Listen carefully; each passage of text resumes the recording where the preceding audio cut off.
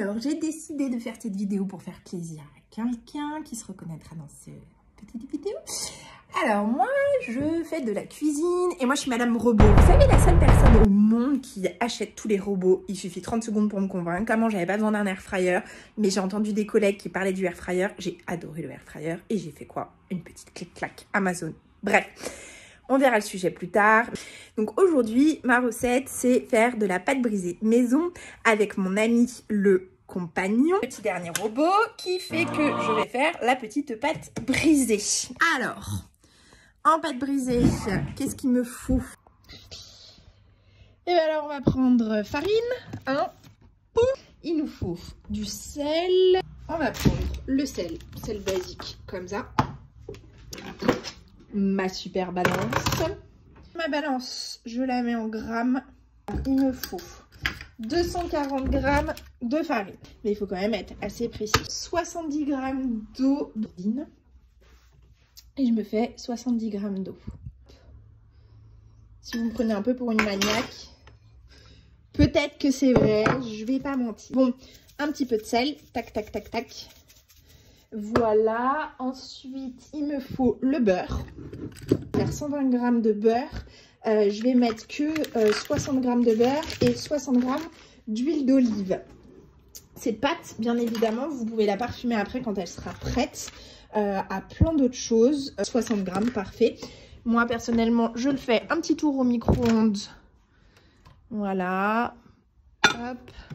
30 secondes hein, pour le coup. Et après, je vais chercher mon huile d'olive. Tac, tac, tac. Voilà, regardez, c'est prêt. Donc voilà, hop. Je vais le verser comme ça. Hein, voilà, voilà, hop là. Je remets à jour. Voilà, hop, huile d'olive. Donc après, il faut mettre vitesse 2 pendant 30 secondes. Vous lancez. Au bout de 15 secondes, on va rajouter notre eau. Hop. Et vous mettez votre eau. Moi, je relance. Et je mets une minute. Hop là. Donc la pâte est prête. Hop, regardez. Vous voyez. Donc ça fait une petite boule. Oh. Papier sulfu. Enfin, le papier qui s'étire là. Le temps d'étirer mon papier. Bien sûr, je me suis lavé les mains avant. Et voilà. Vous roulez dans le papier. Faites un petit boudin. Voilà, le petit méchant. Comme ça. Hop, votre pâte, elle est presque prête. 30 minutes au frigo. Bon, alors, dans les gadgets, vous vous doutez que j'ai acheté ça. Je sais pas si vous voyez très bien ce que c'est. C'est un tapis à pâtissier. Parce que pour les gadgets, il faut quand même les utiliser. Sinon, après, votre mari, votre conjoint, votre ami, enfin tout ce que vous voulez, il faut dire que c'est plus rentable. Rentabilisons un peu. Bref, donc ma pâte, je ne farine rien sur mon tapis. Il n'y en a pas besoin, mais de manière, si vous le faites directement sur votre plan de travail, il n'y a pas de problème non plus. C'est pas un souci. Donc, hop, je la jette comme une malpropre. L'élément indispensable. Ça s'appelle Monsieur Rouleau à pâtisserie. Voilà, donc là, eh ben, je fais un cercle, hein, bête et méchant. Voilà. C'est pratique parce qu'en fait ça évite de salir votre plan de travail surtout, que ça c'est un coup d'eau et c'est fini. Mais bien sûr, si vous ne l'avez pas, c'est pas pour ça que vous n'allez pas faire la recette. Comme je vous l'ai dit, moi je suis Madame Robot, j'adore ça. J'adore les gadgets. Donc, je vais vous montrer. En gros, c'est grand comme ça. Là, vous avez mon plat. Comme vous le voyez, c'est un tantinet plus grand sur les côtés. Forcément, c'est tout à fait normal. Et en fait, je prends mon tapis et je roule. Voilà.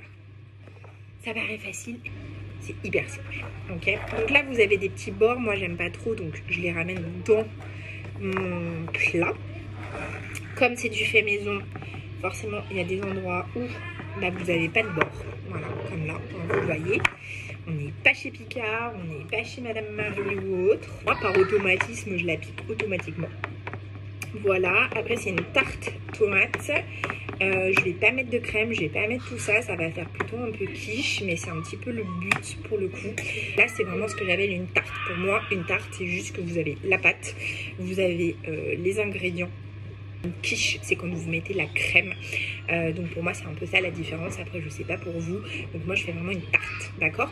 Je vais mettre de la moutarde au fond pour que ça relève le goût et que ça soit meilleur. Moutarde, hein, je fais pas de la pub pour Maille pour le coup, mais c'est un peu la seule moutarde que j'ai. Et je prends une cuillère. Personnellement, j'aime quand c'est un peu relevé. Donc, alors j'aime quand c'est relevé. Voilà, moi quand j'appelle relevé, ça va être de la moutarde, ça va être des épices, mais ça va pas être des choses qui piquent. Une bonne dose, je pense, hein, voilà. Je vais étaler les tomates.